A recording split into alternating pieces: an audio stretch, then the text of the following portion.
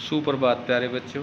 कक्षा +2 का pol science का हमारा लेसन चला हुआ था एक प्रभुत्व का दौर। आज़ादी के काफ़ी लंबे समय तक एक ही पार्टी का प्रतिनिधित्व कैसे रहा, एक ही पार्टी का शासन कैसे रहा, कांग्रेस इतनी बड़ी पार्टी के रूप में कैसे उभर के आई, इन सारी बातों पर हमने चर्चा की थी और उसी कड़ी को आगे बढ़ाएंगे। आप यह बात पढ़ चुके हैं कि कांग्रेस का जन्म 1885 में हुआ। उस वक्त यह नव शिक्षित कामकाजी व्यापारिक वर्गों के हित समूह भर थी, लेकिन 20वीं सदी में इसे जन आंदोलन का रूप ले लिया। इसी वजह से कांग्रेस ने एक जनव्यापी राजनीतिक पार्टी का रूप ले लिया और राजनीतिक व्यवस्था में इसका दबदबा कायम हुआ। शुरू में कांग्रेस में अंग्रेजी दां, अगड़ी जाति, उछले मध्य वर्ग, शहरी अभिजन का बोलबाला था, लेकिन कांग्रेस अब भी सभी न्याय आंदोलन जैसे आंदोलन चलाए। उसका सामाजिक आधार बढ़ा। कांग्रेस ने परस्पर विरोधी हितों में कई समूहों को एक साथ जोड़ा। कांग्रेस में किसान और उद्योगपति, शहर के बासिंदों के, गांव के निवासी थे, मजदूर और मालिक एवं मध्य, निम्न और उच्च वर्ग के तथा जाति सबको जगह मिली। धीरे धीरे कांग्रेस का नेतृत्व वर्ग भी विस्तृत हुआ। इसका नेतृत्व वर्ग अब उच्च वर्ग और जाति के पेशेवर लोगों तक ही सीमित नहीं था। इसमें खेती, किसानी, बुनियादी वाले तथा गांव गिरान की तरफ से रुझान रखने वाले नेता भी उभरे। आज़ादी के समय तक कांग्रेस एक सतरंगे सामाजिक गठबंधन की शक्ल अख्तियार कर चुकी थी। वर्ग, जाति, धर्म, भाषा, अन्य हितों के आधार पर इस सामाजिक गठबंधन की भाषा विविधता की नुमाइंदगी हो रही थी। इससे अनेक समूह में अपनी पहचान कांग्रेस के साथ एक एक कर दिया। कई बार यह हुआ कि किसी समूह में अपनी पहचान को कांग्रेस के साथ एक सार नहीं किया और अपने अपने विश्वासों को मानते हुए बतौर एक व्यक्ति समूह में कांग्रेस भीतर बने। इस अर्थ में कांग्रेस एक विचारधारात्मक गठबंधन थी। कांग्रेस ने अपने अंदर क्रांतिकारी, शांतिवादी, कंजर्वेटिव, रेडिकल, गर्मपंथी, नरमपंथी, दक्षिणपंथी, वामपंथी और हर धारा के मध्यवर्गीयों को सम्मानित किया, यानी समाहित किया। सभी लोग इसमें मिले हुए थे। कांग्रेस एक मंच की तरह थी जिस पर अनेक समूह हित के राजनीतिक दल तक आज उठते थे, राष्ट्रीय आंदोलन में भाग लेते थे। आज़ादी से पहले के वक्त अनेक गठबंधन, संगठन, पार्टियों में कांग्रेस के रहने की इजाज़त थी। कम्युनिस्ट पार्टी ऑफ इंडिया का उदय कैसे हुआ? इससे पहले हमने कांग्रेस की समकालीन ही पार्टी रही। 1920 के दशक की शुरुआती सालों में भारत में विभिन्न हिस्सों में साम्यवादी कम्युनिस्ट ग्रुप उभरे।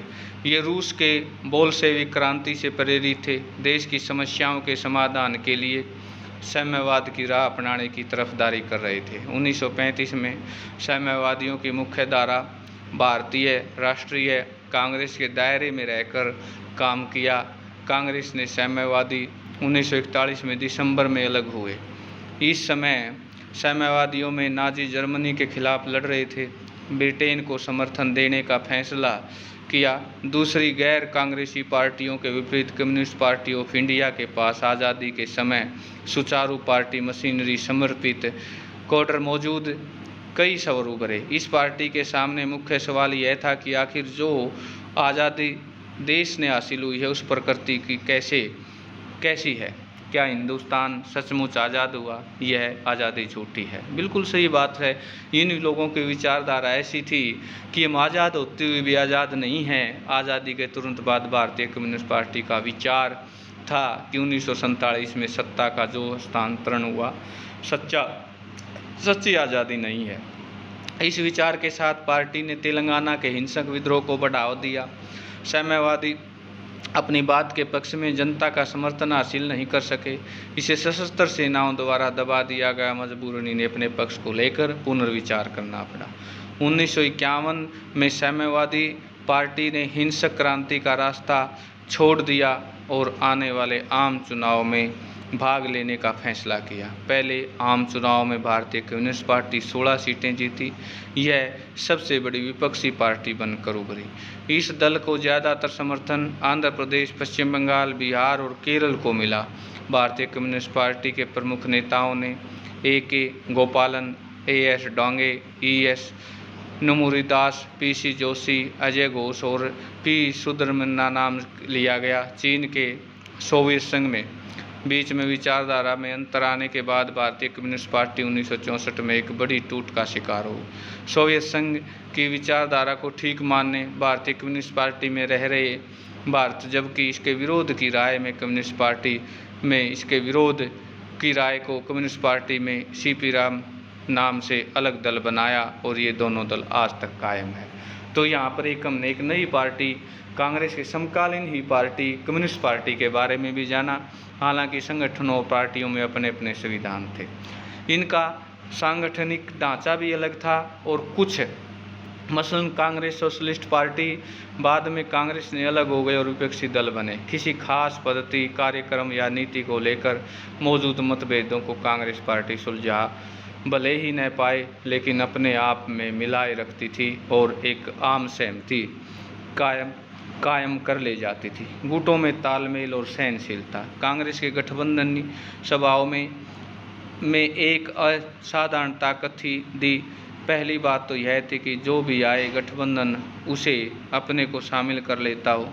इस कारण गठबंधन के अतिवादी रुख अपनाने से बचता हो और हर मसले में संतुलन को साध कर चलना पड़ता है।